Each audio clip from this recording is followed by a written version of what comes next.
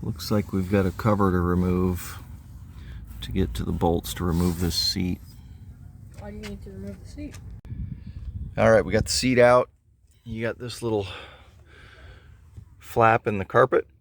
It's perforated, so you kind of got to break through it, but it's definitely purpose cut and ready to expose this hatch here.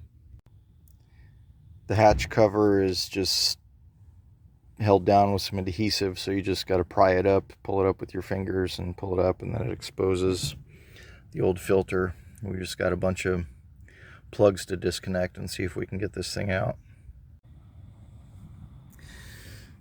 These clips here, two-sided, push both sides, you'll be able to pull it back. And of course this has a clip here that you depress.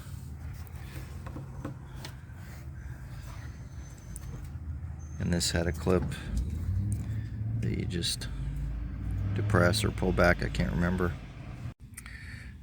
Alright, you take the little 8mm bolts out of that, and you pull this fuel filter and fuel pump assembly out. You're looking right down into the gas tank. You can see everything in there. Alright, we've got this assembly out here on the driveway.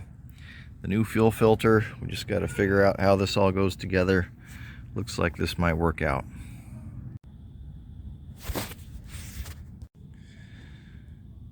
Lots of clips and snaps, but it's on there.